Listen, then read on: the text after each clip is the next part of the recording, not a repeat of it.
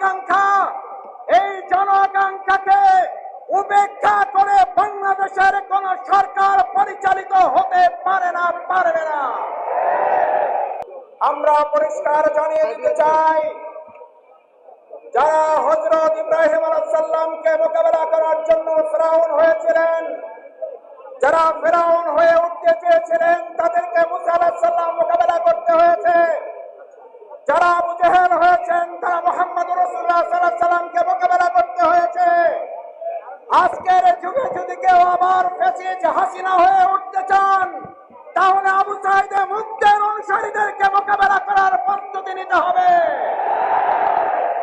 আমরা পরিষ্কার বলতে চাই, গণরায়ের মাধ্যমে যে জন আকাঙ্ক্ষা, এই জন আকাঙ্ক্ষাকে উপেক্ষা করে বাংলাদেশের কোন সরকার পরিচালিত হতে পারে না, পারবে না। সম্মানিত ভাই এবং বন্ধুগণ, আজকের এই বিক্ষোভ শুধুমাত্র 11 দলীয় ঐক্যের নয়, এই বিক্ষোভ বাংলাদেশের মানুষের 70% জনগণের প্রত্যাশা পূরণে ঐক্যবদ্ধ ভূমিকা পালন করা বাংলাদেশের জনগণের সমাবেশ।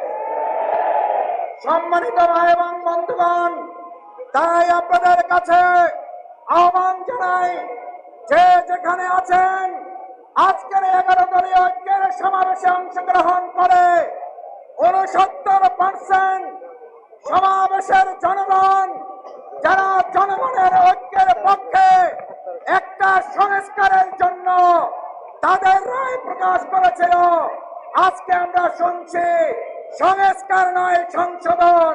আমি জিজ্ঞেস করতে চাই, আমরা কি সংশোধনের জন্য রাজপথে নেমেছিলাম নাকি সংস্কারের জন্য নেমেছিলাম? বিএনপি আজকে প্রতারণা করছে।